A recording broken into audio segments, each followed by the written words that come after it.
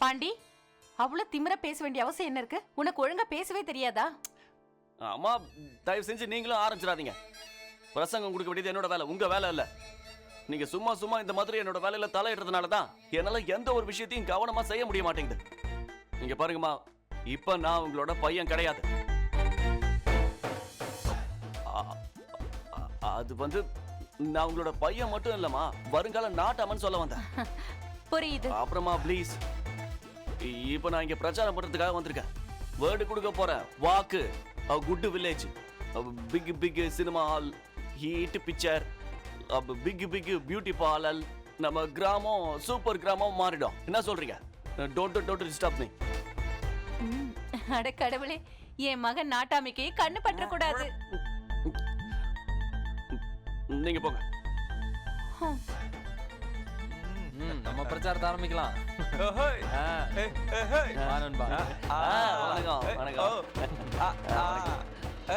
என்னப்பா இது?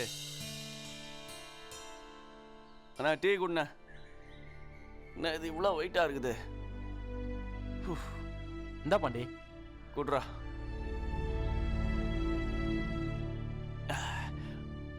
பாரு, இப்ப நம்ம வேலையை பத்தி யோசிச்சாக்கணும்.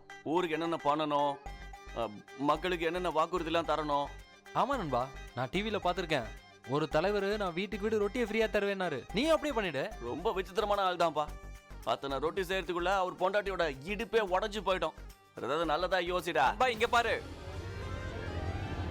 ஏய், இவர் எதுக்குடா கூட்டிட்டு வந்திருக்க? நண்பா, இவர் முகத்தை பார்த்தா முட்டாள் மாதிரி தெரியுறாரு, ஆனா ரொம்ப விஷயம் உள்ள ஆளு. நண்பா, இவருக்கு விதைங்களை விக்கிற கடை இருக்கு. ஆனா ஒரு மாசமா அது காலியா தான் இருந்துட்டு இருக்கு. என்னப்பா? ஏய், இது உண்மையிலே ரொம்ப நல்ல விஷயம்டா.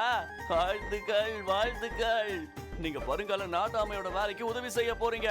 என்ன சொல்றீங்க? இங்க பாருங்க, இப்ப நீங்க ஒரு வேலை பண்ணுங்க. உங்களோட கடை இருக்குல்ல, அதை எனக்கு கொடுத்துருங்க. அதை நான் என்னோட ஆபீஸா ஓபன் பண்ணி வச்சுக்கிறேன். எங்க நான் நாட்டாமையாக போறேன். அப்புறம் உங்களுக்கு வேணும்னா அதை விட ஒரு நல்ல பெரிய கடையை வாங்கி கொடுத்துட்றேன். என்ன தம்பி? தம்பி, அந்த கடை எனக்கே ரொம்ப தேவைப்படுது.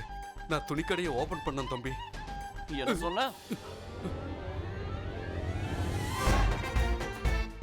இப்ப ஒன்ன விட அவசியமா எனக்கு தான் அந்த கடை தேவைப்படுது. புரிஞ்சுதா? நான் இங்க நாட்டாமையானதுக்கு அப்புறம் இதோ இந்த மாதிரி டீ கடையில் உட்காந்தா என்னால வேலை செய்ய முடியும். அப்புறம் பாரு, ஒழுங்கா சொல்லும் போதே ஒத்துக்கிட்டா உனக்கு நல்லது. இல்லைன்னா உங்ககிட்ட இருந்து கடையை வாங்கறதுக்கு எனக்கு வேற வழியும் தெரியும். நான் சொல்றது புரியுதா? அப்புறம் பதிலுக்கு உனக்கு எதுவுமே கிடைக்காது. நல்லா யோசிக்க. பாண்டி, போப்பா, கூட்டிட்டு போடா.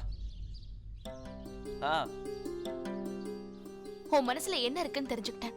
நீ நாட்டாமை ஆனதுக்கு அப்புறம் மக்களை அதட்டி மிரட்டி வேலையை வாங்கல நினைக்கிறியா? பாண்டி, இதான் உன்னோட கனவா? ஏய், நான் நாட்டாமை ஆகணும்னு கனவுலாம் ஒன்றும் காணல. எனக்கு நம்பிக்கை இருக்கு, நான் தான் நாட்டாமை ஆவேன். நீ கேள்விப்பட்டிருப்பிய, உன் அண்ணன் நாட்டாமத்தத்துல இருந்து இப்ப பின் வாங்கிட்டால.